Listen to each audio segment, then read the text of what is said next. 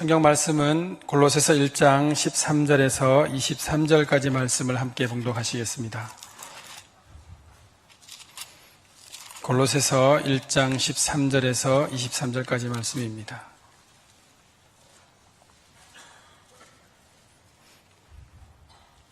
신약성경 323쪽에 있습니다. 골로새서 1장 13절에서 23절까지 이런 하나님의 말씀입니다. 다 함께 받들어 봉독하시겠습니다. 그가 우리를 흑암의 권세에서 건져내사 그의 사랑의 아들의 나라로 옮기셨으니 그 아들 안에서 우리가 속량 곧 죄사함을 얻었도다. 그는 보이지 아니하는 하나님의 형상이시요 모든 피조물보다 먼저 나신 이시니 만물이 그에게서 창조되되 하늘과 땅에서 보이는 것들과 보이지 않는 것들과 혹은 왕권들이나 주권들이나 통치자들이나 권세들이나 만물이 다 그로 말미암고 그를 위하여 창조되었고 또한 그가 만물보다 먼저 계시고 만물이 그 안에 함께 섰느니라. 그는 몸인 교회의 머리시라. 그가 근본이시요 죽은 자들 가운데서 먼저 나신 이시니 이는 친히 만물의 으뜸이 되려 하심이요 아버지께서는 모든 충만으로 예수 안에 거하게 하시고 그의 십자가의 피로 화평을 이루사 만물 곧 땅에 있는 것들이나 하늘에 있는 것들이 그로 말미암아 자기와 화목하게 되기를 기뻐하심이라. 전에 악한 행실로 멀리 떠나 마음으로 원수가 되었던 너희를 이제는 그의 육체의 죽음으로 말미암아 화목하게 하사 너희를 거룩하고 흠없고 책망할 것이 없는 자로 그 앞에 세우고자 하셨으니 만일 너희가 믿음에 거하고 더 위에 굳게 서서 너희 들은 바 복음의 소망에서 흔들리지 아니하면 그리하리라.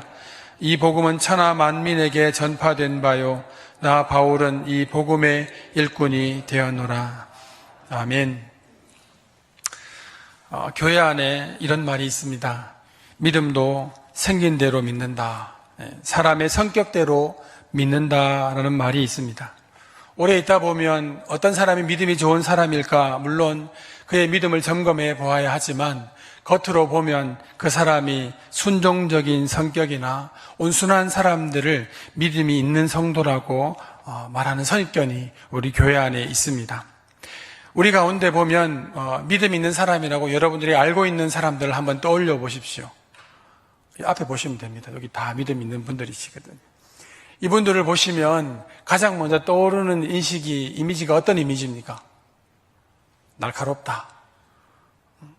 웃지 않는다. 뭐 이런 건가요? 아니죠. 잘 웃어주시고 얼굴이 좀 온화하시고 또 순정적이시고 착해 보이시고 자기 얘기 아닌 것 같습니까? 네. 우리가 알고 있는 믿음 좋은 사람들은 대부분 그렇게 인자하신 얼굴이고 성격이 매우 좋으신 분들이 많습니다. 물론 그렇다고 해서 날카롭게 생기고 좀 그런 분들이 믿음이 없다는 것은 아니지만 교회 안에 온순하고 순정적인 성격이 있는 분들이 믿음이 좋다라는 그런 선입견이 있다는 것이죠. 성경을 보아도 그렇습니다. 성경을 보면 우리가 아는 믿음의 사람들을 이렇게 떠올려 보면 그들이 믿음에 있어서 아주 철저하고 하나님 말씀을 잘 듣고 순종하는 사람들이었지만 인간적인 모습으로 그들을 바라보면 가장 먼저 떠오르는 이미지는 의롭고 착하고 순진한 모습들입니다. 그래서 교회 안에서 믿음 좋다고 평가하는 사람들도 또 성경에 나와 있는 그 위인들도 믿음은 완전히 성품과 별반 다르지 않다. 어떤 성품을 지니고 있고 어떤 성격을 가지고 있는 사람인지 보면 믿음이 좋고 나쁘고 알 수 있다라고 이야기하지만 앞에서 제가 말씀드렸듯이 그것은 선입견에 불과합니다. 믿음이라는 것은 사람이 아무리 선하고 착한 일을 많이 한다고 해도 그 사람의 믿음을 그렇게 판단할 수는 없기 때문입니다. 이 골로새 교회에는 바울이 가만히 교회에 들어온 그 적대자들, 대적들을 이야기할 때 그들이 바로 그것을 이야기했던 사람입니다. 사람은 선해야 하고 율법을 행해야 하고 하나님 보시기에도 그런 노력들이 있어야만 구원을 받는 것이지 믿는다고 다 구원받는 건 아니라고 이야기하는 그 이야기가 골로새 교회의 많은 교인들의 마음을 흔들어 놓았습니다. 오늘 방금 제가 교회 안에 있는 이 선입견에 대해서 말씀을 드릴 때 여러분 마음속에 그렇지 나는 착하니까 믿음이 있는 거야 이런 마음이 드셨나요? 아니면 나는 큰일 났다. 내가 못돼 빠져가지고 이런 내 모습을 보면 믿음이 있다고 사람들이 말해줄까? 이런 두려운 마음이 생기시나요?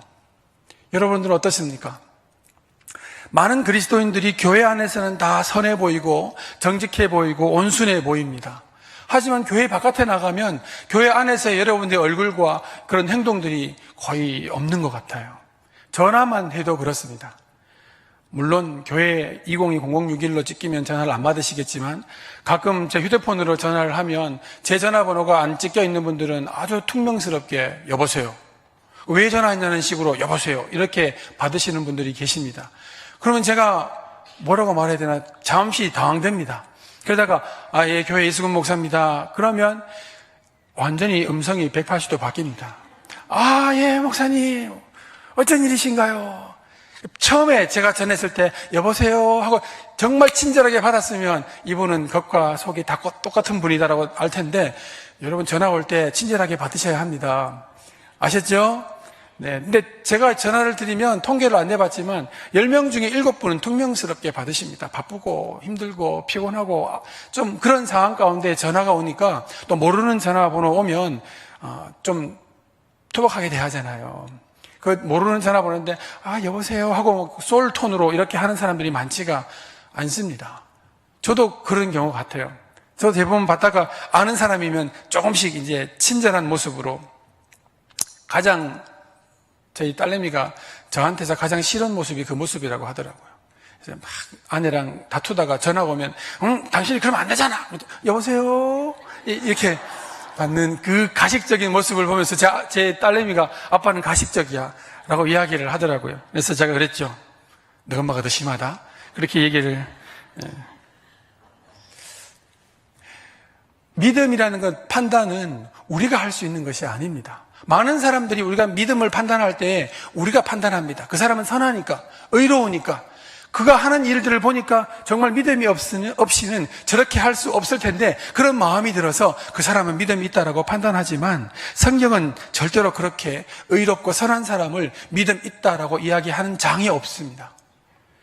믿음은 반드시 하나님께서 믿음을 인준해 주셔야만 가능합니다. 그리고 그 믿음으로 우리는 구원을 받습니다. 그런데 그 믿음으로 구원을 받는다고 한다면 우리는 주님께서 원하시는 그 믿음이 아니고는 구원받을 수 없다는 무서운 명제를 보게 됩니다. 늘 저도 저에게 질문하고 여러분도 여러분 스스로에게 늘 질문하셔야 할 내용들, 지난번에 말씀드렸던 나는 내 믿음으로 구원받을 수 있을까라는 그 질문들을 늘 물으셔야 합니다. 그래, 난 매주마다 내가 버는 돈의 몇 프로 이상을 구제헌금으로 하고 헌금도 하고 착한 일도 하니까 난 구원받겠지. 이런 마음을 혹시 갖고 계신가요? 그 영통 성령 성당으로 가셔야 되는 그분, 그런 마음으로 구원받겠다고 말씀하시는 분들. 교회의 구원은 그리스도를 진심으로 믿는 자가 구원을 받습니다. 그리고 오늘 성경 말씀은 그리스도를 진심으로 믿는 자들이 첫 번째로 해야 되는 것은 예수 그리스도에 대한 진실한 고백이라고 말하고 있습니다. 오늘 15절, 16절, 17절, 18절, 19절, 23절까지 읽었던 전체의 내용은 예수 그리스도를 초대교회에서는 어떻게 고백했는가를 보여주는데 그들의 신앙 고백은 그냥 가만 앉아서 눈 감고 주님은 그런 분일 거야, 주님은 그런 분일 거야, 그런 분일 거야 이런 내용이 아니에요. 초대교회의 신앙 고백, 오늘 이 불려지는 이 찬송가는 주님을 향한 찬송가인데 예배 가운데도 불려지고 그들이 모임을 하기만 하면 이것을 함께 노래하고 함께 읽었던 내용입니다. 그런데 여기에 나와 있는 이 신앙 고백은 거기 함께 예배하는 대부분의 모든 성도가 경험한 내용이에요. 초대 이스라엘 여기 있는 예수님의 제자들의 120명의 성도들이 예수님 승천하시고 난 다음에 다 두려워서 마가의 다락방으로 다 숨습니다. 몇 명이 숨습니까? 120명의 성도들이 다 숨어요. 거기에 숨어서 열심히 기도하고 성령 충만함 받고 전도하러 나가잖아요. 근데 그들이 초대교회로 함께 모여서 예배를 드릴 때마다 그들은 항상 오늘 읽었던 그리스도 찬송시를 함께 읽고 찬송했던 그들인데 그 찬양을 할 때 어떤 분위기였을까 한번 상상해 보십시오. 우리는 예배를 시작할 때 사도신경으로 신앙 고백하겠습니다 하고 사도신경을 시작합니다. 나는 전능하사 쭉 읽으면서 그 신앙 고백의 한 구절 한 구절이 여러분 우리 마음속에 가슴에 팍팍 박힙니까? 사도신경과 주기도문을 많이 하는 교회마다 조심해야 될 게 뭐냐면 목사님 말씀하시는 그 매너리즘, 기도의 신앙 고백과 기도의 매너리즘에 빠져가지고 그냥 그걸 뭐라고 그러죠? 주문처럼 외우는 거예요. 주문처럼. 내 마음에 강력한 신앙 고백이 없이 그 사도신경과 신앙 고백, 주님께서 가르쳐주신 기도가 내 인생을 살리고 내 가정을 살리고 내 영혼을 살린다는 강력한 고백 없이 그냥 되뇌이는 거예요. 되뇌이는 거. 하늘에 계신 우리 아버지요. 그러니 일용할 양식을 주시옵고 라고 하지만 우리 인생에 일용할 양식이 필요한 게 아니잖아요. 수십 년 먹을 게 필요하잖아요. 그거 달라고 기도하면서도 주기도문은 일용할 양식을 주시옵고 거짓말하는 거 가식적인 모습이죠. 회칠한 무덤이에요. 용서함 받기를 기도하면서 남을 용서하지 않는 우리가 얼마나 하나님 앞에 가식적인 기도를 하고 있습니까? 근데 그 기도하면서 그래 내가 남을 용서하지도 못하는데 우리는 수없이 많은 사람들에게 용서를 이야기하고 있는 우리의 모습이 이 가식적인 모습이 나 가슴에 팍 박혀가지고 그 기도에 다음 기도를 넘어가지 못하는 우리의 죄를 사해 주시옵고 그 다음에 이 기도에 정말 마음이 찔려가지고 회개하지 않고는 도저히 그 다음 기도를 넘어갈 수 없는 우리의 모습이 있는가 하는 겁니다. 초대교회는 그들의 모임 가운데 그 120명의 모든 주님의 제자들이 예수님의 고난과 예수님과 함께했던 삶과 고난과 그 피와 십자가와 고난의 길과 죽음과 부활을 함께 경험했던 사람들입니다. 그러니 함께 경험했던 사람들이 이 찬양을 딱 시작할 때에 15절 그는 보이지 아니하시는 하나님의 형상이시요. 이것을 그들이 그냥 되뇌이는 말로 주문처럼 했을까요? 아니죠. 죽음 앞에서 이것이 고백되지 않는다면 내 인생에 의미가 없다는 것들을 아는 사람들의 고백은 무서운 고백입니다. 그리스도의 고백이 이렇게 무서워질 때 그리스도인은 힘을 발휘하는 거예요. 죽일 테면 죽여라. 난 예수님 믿겠다. 그런 고백들, 그런 삶의 능력들을 나타내는 것은 예수 그리스도에 대한 강력한 고백입니다. 오늘 본문 말씀 전체는 그리스도를 향한 동일한 경험을 가진 자들의 강력한 고백이에요. 그 고백 하나만으로 그들은 충분했습니다. 세상의 모든 것들을 다 버려버리고 주님만 따를 이유가 그 고백으로 충분했던 거예요. 오늘 우리 사도신경 우리의 신앙을 고백했습니다. 그 고백이 우리의 삶에 녹아 있어야 됩니다. 내가 생활을 하면서도 내가 이것을 포기하고 이것을 희생하고 저 사람을 섬겨주고 내가 나를 포기하는 그 모든 이유가 우리 안에 있는 선함, 성품, 성격이 좋은 것이 아니라 그리스도에 대한 고백이 그것을 가능하게 만들어 주어야 우리는 드디어 그리스도인입니다. 그게 아니고 우리 스스로 그냥 어떤 성품 때문에 그 성격 때문에 주님을 좀 더 잘 믿는 것처럼 보이고 그 길을 넘어가지 못한다면 우리는 가짜예요. 가짜 믿음을 가지고 있습니다. 그거 믿는다고 말하면서 이만하면 구원받는다고 착각하고 있는 겁니다. 구원받는 믿음은 예수님을 구주로 고백하는 믿음이 분명합니다. 우리 모두는 다 사도신경을 통하여서 예수님은 나의 구주이시요 그분만 믿으면 구원받는다 고백합니다. 맞습니다. 아멘입니다.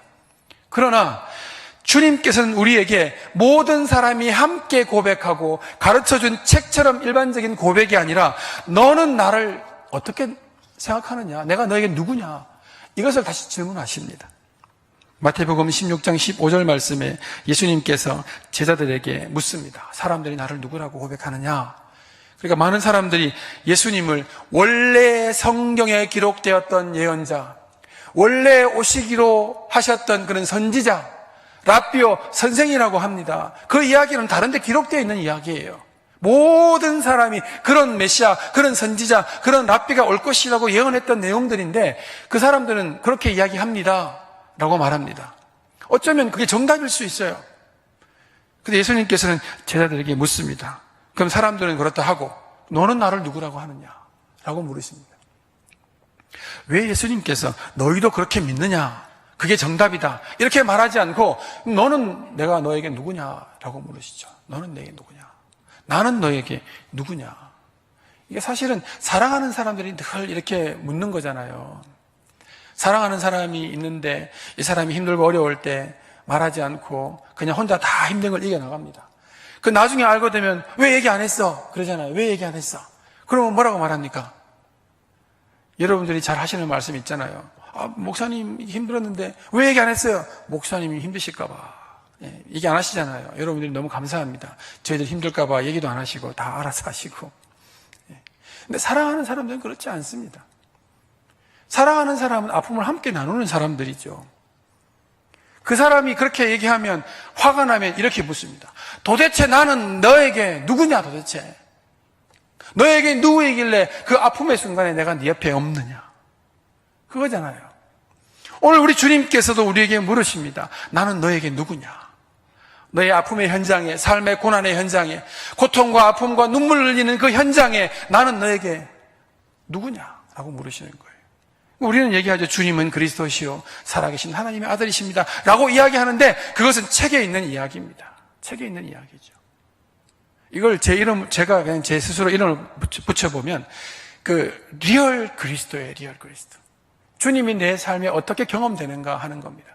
지지난주에 담임 목사님께서 고통 가운데 집을 나간 하갈이 경험했던 하나님은 어떤 하나님이셨습니까? 나를 살피시는 하나님. 하갈도 아마 수많은 하나님에 대한 이야기를 들었을 거예요. 그렇지 않겠습니까? 그 가문의 사람인데 매일 아마 경건회를 했을 수도 있습니다. 예배를 드리고 또 그 예배 가운데 하나님을 이야기하고 우리 조상들의 하나님, 이스라엘 하나님 얘기 들었을 거예요. 근데 하갈에는 왜? 하갈이 만난 하나님, 그 살피시는 하나님, 그 하나님이 진짜 하나님인 거예요. 자, 오늘 우리가 예배를 통하여서 그리스도를 고백할 때 우리는 어떤 그리스도를 고백하느냐 하는 겁니다. 그렇죠. 물론 주님은 우리를 구원하신 주님이십니다. 우리의 생명을 얻게 하신 분이고 나를 대신해서 대속하신 분이십니다. 그 고백을 우리의 삶의 현장에서 정말 뼈저리게 느끼냐 하는 거예요.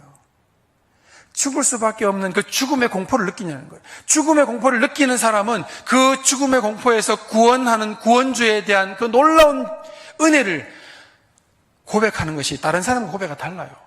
그렇지 않습니까? 그런 고백이 우리에게 있는가 하는 겁니다. 오늘 초대교회의 이 찬송시는 그런 고백입니다. 그냥 지나가는 말로 주님은 창조주이시오, 우리를 화목해 하시는 분이시오, 우리를 주님께로 인도하시는 분이, 그냥 이게 타성에 젖은 그런 한마디가 아닙니다. 이스라엘 여기에 있는 이 제자들은 그들의 신앙 고백은 그들의 삶에서 뼈저리게 경험하는 예수를 고백하고 있는 겁니다. 여러분, 예배가 무엇입니까? 예배는 내가 고백하는 예수를 여기서 고백하는 거잖아요. 내 삶에 만났던 그 리얼한 그리스도를 이곳에서 고백하는 것이 예배 아닙니까? 근데 우리는 우리의 신앙을 때로는, 이건 나쁘게 받아들이지 마십시오. 때로는 사역을 열심히 하면서 우리의 구원에 대한 확신을 얻기도 하고, 또 다른 것들을 통해서 종교적인 행위를 통하여서 때로는 그 사람이 하는 일이 놀라운 일을 할지라도 그 일들을 통하여서 우리가 그리스도를 구주로 고백하고 우리는 구원받았다는 확신을 거기서 찾는 경우가 많습니다. 마태복음 7장 22절에 보면 예수님을 주여 주여 부르는 사람들이 나옵니다. 그들은 믿음의 삶을 열심히 살았는데 그 믿음의 삶이 하나님께 인정받지 못하는 안타까운 그들을 우리에게 소개해주고 있습니다. 그들은 예수님의 이름으로 선지자의 사명을 행했다라고 합니다. 선지자의 사명이 뭘까요? 주님의 말씀을 전하는 거잖아요. 그 선지자의 사명은 저일 수도 있고 여러분일 수도 있습니다. 그리고 그 성경에는 예수님의 이름으로 귀신도 내어쫓는 사람들이었습니다. 예수님의 이름으로 귀신을 내어쫓는 사람이 어떤 사람일까요? 놀라운 사람들 아닙니까? 또 주님의 이름으로 수많은 권능을 행하는 사람들이에요. 이런 사람들은 여러분들은 선지자의 사명을 행하고 있고 귀신도 내어쫓고 수많은 권능을 행하고 있습니까? 못하지요? 근데 여기는 그렇게 행했던 사람들마저도 주님 말씀하시기를 내가 너희를 도무지 알지 못하겠다고 말합니다. 도무지 알지 못하겠다. 그럼 도대체 무엇을 해야 주님이 나를 알아주실까? 무엇을 해야 주님이 나를 기억하실까? 사역은 아닌 것 같아요. 사역은 죽어라 해도 아닌 것 같아요. 오늘 찬양대 계시지만 찬양대 막 소프라노 세계에서 알아주는 소프라노로 목소리로 아름답게 노래한다고 해서 하나님 알아주는 거 아니에요. 그 노래에 진심을 담느냐, 그 찬양에 내 마음을 다 담느냐, 그러면 그 노래가 우리 4부인데 8부로 해도 괜찮아요. 소리가 이상해도 괜찮아요. 주님께서 들으시는 그 찬송이 사람들 보기에는 어떤 분들은 찬양도 별로고 권사님도 나이도 많으시고 이런 마음 먹을 수도 있어요. 그 사람들은 잘못 아는 거예요. 찬양은 성도들 들으라는 소리 아니기 때문에 걱정하지 마세요. 하나님께서 들으시면 하나님께서 우리를 기억하시는 거예요. 사역이라는 것은 아름다운 결과가 아니라 그 사역에 대한 우리의 마음가짐이에요. 주님을 사랑하는 마음으로 그 사역을 감당하면 사역이 실패해도 상관없어요. 일이 아예 안 돼도 상관없어요. 주님께서는 그 사람의 마음과 믿음을 보시잖아요. 그 믿음이 무엇입니까? 신앙의 고백입니다. 주님이 내 삶 가운데 어떻게 다가오셨고 뛰어난 예수 그리스도가 내게 누구이신가 하는 거예요. 그런 거 없이 귀신을 내어 쫓을 수도 있는 것 같습니다. 성경은 그렇게 기록하잖아요.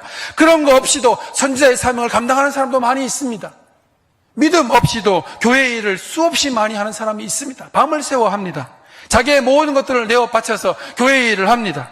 그들은 수많은 권능을 행하면서도 그들은 믿음의 사람으로 칭찬도 받기도 합니다. 하지만 주님 말씀하시기를 내가 너희를 도무지 알지 못하겠다고 말씀하십니다. 왜 그럴까요? 주님이 기억하시지 않기 때문입니다. 오히려 주님 말씀하시기를 그들을 향하여서 중심이 없고 열심이 없고 내용이 없다라고 말하지 않고 무서운 말씀을 하시는데 불법을 행하는 자라고 말합니다. 이렇게 말씀을 전하는 저도 듣고 계신 여러분도 두려운 말씀입니다. 우리가 주님의 사역을 그렇게 열심히 하고도 이게 다 부질없는 짓이 될 수 있다는 거예요. 뭐가 없을 때요? 예수 그리스도에 대한 진실한 신앙 고백이 없을 때 주님 말씀하십니다. 내게서 떠나가라. 버린 말씀이죠. 이 말씀이 좀 무섭지 않습니까? 메리스만 무섭습니까? 다가와 있는 저것만 무섭고 그래서 교회 나오지도 못하고 집에 꼭 해가지고 사람들이 이제 무서우니까 밖에 나가지 말고 사람 많은 데 가지 말라 그러는데 어제는 보니까 그 홈플러스에 사람들이 꽉 차가지고 이제 물건 싸재기 하는 거예요. 그만큼 사람 많은 데 가지 말라 그러는데 그렇게 사람 많은 데 가가지고 어떻게 하려고. 겁을 내는 사람들이 뭐가 겁나는지 모르는 거예요. 무엇을 겁내야 하는지도 모르는 것 같아요. 오늘 예수를 고백하는 사람들이 함께 모여서 이 골로새서의 바울이 그들에게 이렇게 예수님의 찬송가를 들려주는 이유는 너희들이 이거 고백했지 않느냐. 예수님을 이렇게 고백했지 않느냐. 근데 왜 예수님께로부터 이렇게 빨리 떠나느냐고 책망을 하고 있는 거예요. 우리 예수님 그렇게 고백했습니다. 주님을 처음 만났을 때 우리 인생의 모든 것을 바꿀 정도로 우리는 주님을 고백했습니다. 저는 제가 기억하기를 한참 제가 막 이런 고백으로 막 뜨거워져 있을 때 아버지가 교회 나가지 말라고 막 싸대기를 양쪽으로 돌려도 저는 오히려 그것이 막 기쁘고 막 즐겁고 막 때리면 때리라. 아버지가 나왔으니 죽이십시오. 막 이렇게 할 정도로 좀 대범했던 적이 있습니다. 근데 요즘 보면 겁나는 게 얼마나 많은지 모릅니다. 요즘 제일 많이 겁나는 게 우리 집 앞에 놀이터에 중학생들이 담배 피우고 있으면 제일 겁납니다. 나를 부를까봐. 그래서 좀 이렇게 질러가면 집이 가까운데 이렇게 돌아갑니다. 중학생들이 날 부를까봐. 가서 우리 아들은 고등학생이다 이렇게 얘기하고 싶은데 안 통할 것 같아가지고 예수 그리스도의 신앙의 그 강력한 고백이 사라진 건 가장 경계하고 가장 무서워해야 합니다. 그 고백이 사라져버리면 어려움이 생기면 교회 안 나가도 뭐 기도 안 해도 뭐 말씀 안 들어도 뭐 그렇게 지나가 버립니다. 하지만 그 고백을 다시 회복하면 주님을 향하여서 그 뜨거웠던 고백을 회복하면 우리의 모든 것이 다 회복됩니다. 그것을 경험할 수 있기를 축복합니다. 오늘 바울이 이 골로새 교회에게 가장 많은 문제, 그것이 너희들이 고백했던 예수 그리스도의 강력한 고백을 상실해버렸다 너희가. 목숨은 걸고 고백했던 그 주님을 잊어버렸다 너희가. 주님을 놓쳐버렸다. 그리고 그것은 다 뒷전이고 교회를 아름답게 꾸미고 만들고 선한 일을 많이 베풀고 구제 많이 하고 이런 것들로 그 자기들의 구원의 확신을 얻으려고 하는 잘못된 신앙의 모습들을 가르쳐주고 있습니다. 오늘 여러분들이 다시 묻습니다. 우리 신앙 고백이, 강력한 그 고백이 여전히 남아 있습니까? 예수님께서 이 땅에 처음 오셔서 회개하라.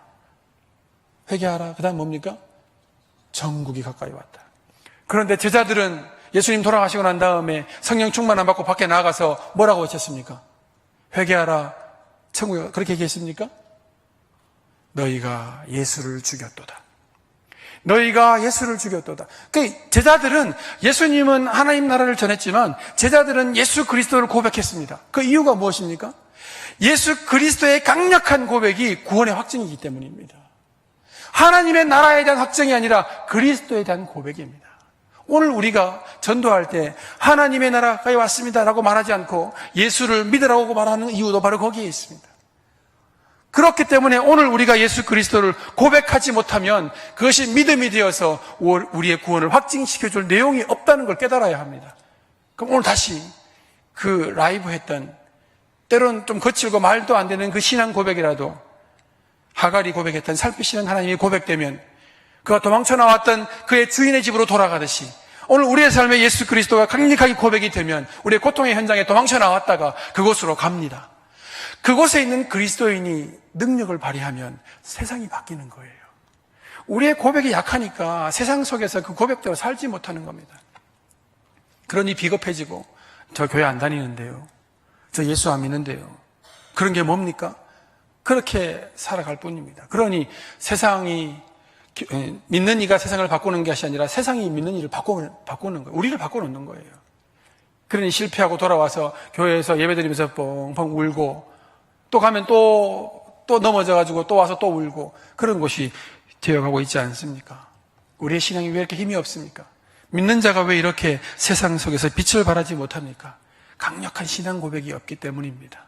오늘 이 골로새서에 있는 이 바울의 신앙 고백이 우리 모두의 신앙 고백이 되고 그 고백이 아주 강력했으면 좋겠습니다.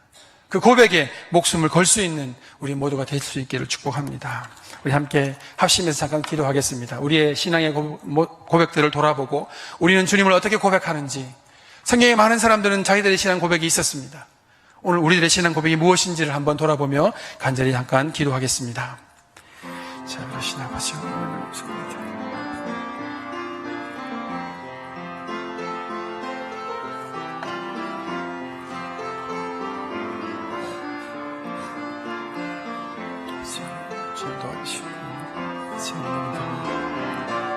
어떤 고백으로 주님께 나아가는지 살펴주시옵소서. 믿음 없음을 용서해 주시고 세상을 거부하고 싶고 저희들이 되게 주님 도와해 주시옵소서. 주님 주시옵소서.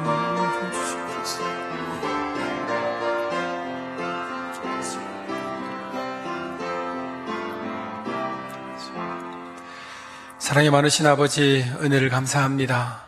주님, 오늘 봤던 초대교회 성도들은 그들의 신앙 고백으로 그들의 환경을 바꾸고 지역을 바꾸고 나라를 바꾸었습니다. 주님, 저희들의 신앙은 나 자신도 바꿀 수 없는 너무나 나약한 신앙 고백을 가지고 있습니다.